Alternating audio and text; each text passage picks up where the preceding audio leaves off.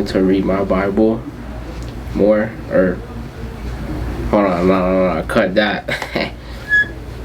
You started recording?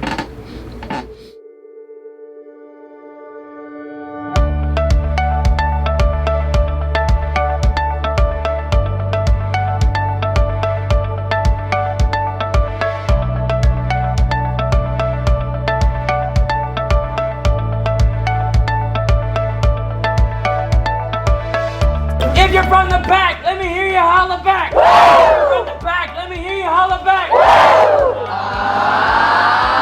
Step up, step back. We are the back attack. I said step up, step back. We are the back attack.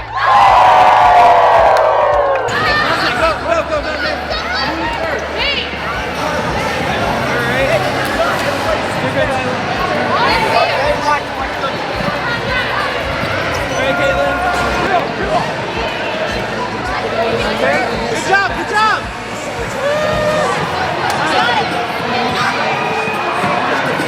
Not only are we bad, we're losing.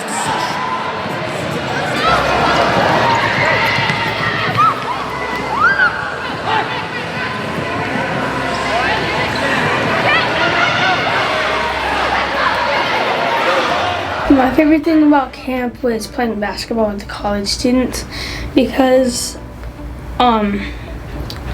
our team won and it was just fun.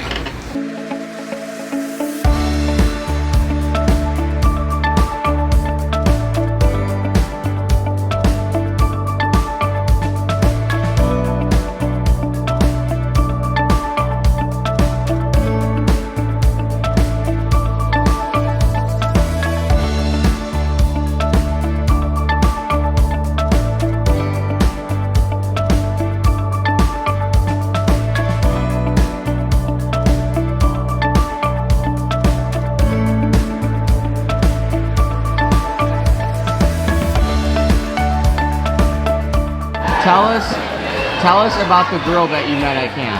Oh, yeah, that one. Yeah, we're friends, so yeah.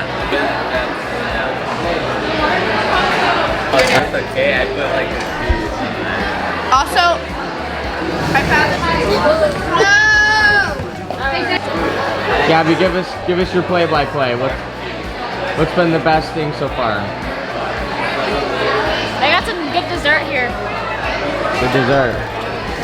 Best camp moment.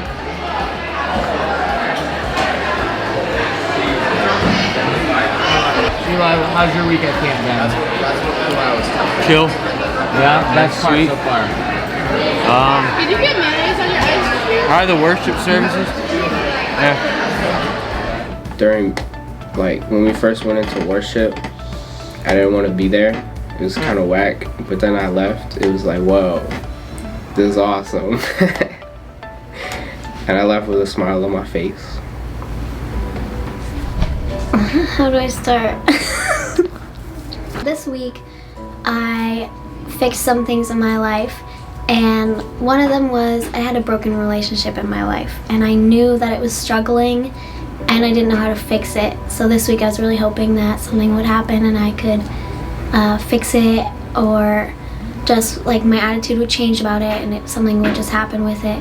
So I was praying for that all week, and he was preaching about how your past doesn't define you, only God defines you, and about God's love and everything, and just like none of that doesn't matter. And it just really hit me, and I was like, wow. Like, so the rest of the whole week you can just cut this out.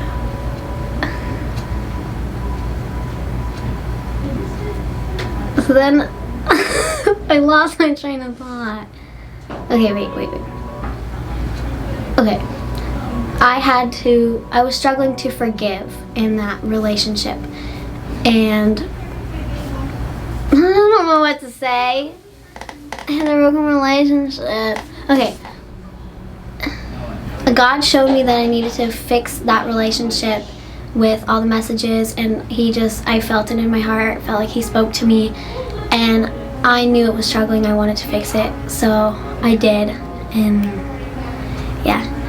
Okay, so during camp I was saved and I changed my path more towards God, and it was a life-changing moment because I've been wanting to do it for a while and something was pulling me back, and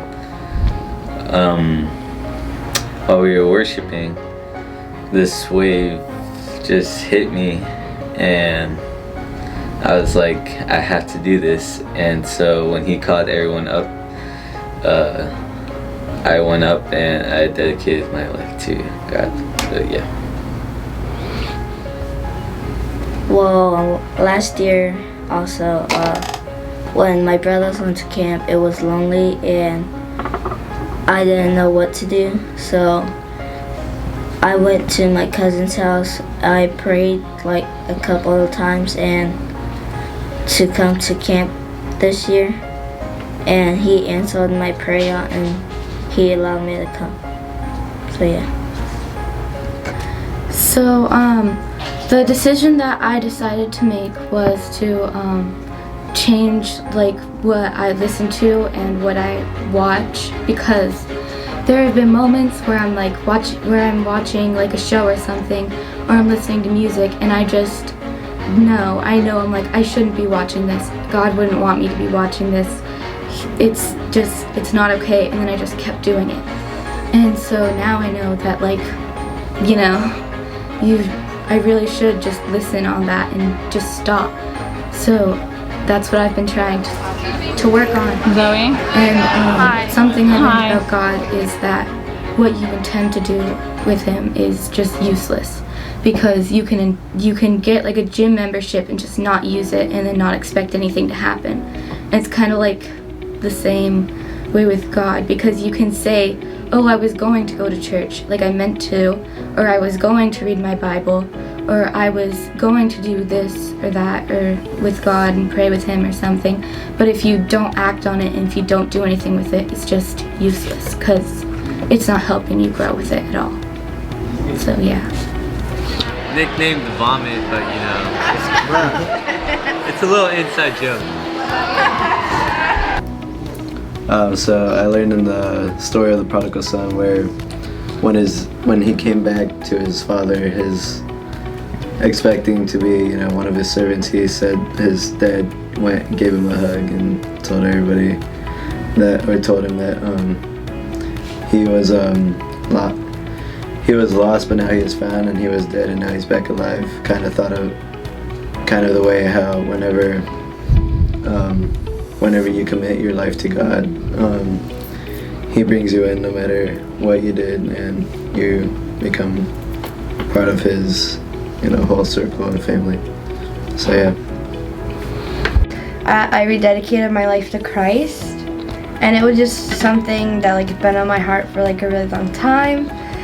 And this week at camp, I felt like that day, like the preaching just felt like God was like really pushing it onto me that I needed to like set my path straight, because it wasn't going where it needed to be. And yeah, so that was like my first decision. And then the second decision I made was, I think on Wednesday or Thursday, and just like a struggle. We started talking about like struggles that we have, and like my main struggle is definitely like gossiping. And I mean, just like everyone does it, so it's just like a main struggle. But I felt this week like God was telling me, because like some of the messages were like judging people and comparing yourself to others, and it was just, God was pushing it on my heart that this is something that like needed to be fixed in my life, and something that that I just needed to work on. And so that was one of my decisions too. Hello. I wanted to expose some information about the youth group. The youth group all has a group chat where we love to talk to each other called the Depresso Expresso. So at camp, I guess a prayer of mine that I've been praying for was answered. And before this prayer is answered, I always had I feel like everyone had the same way, would have doubts about God, if he was, I don't know, real if he was there. Like, no matter what you've done in your past, he still loves you and he forgives you for everything. And that, like, you can still follow him and don't need to feel that guilt all the time.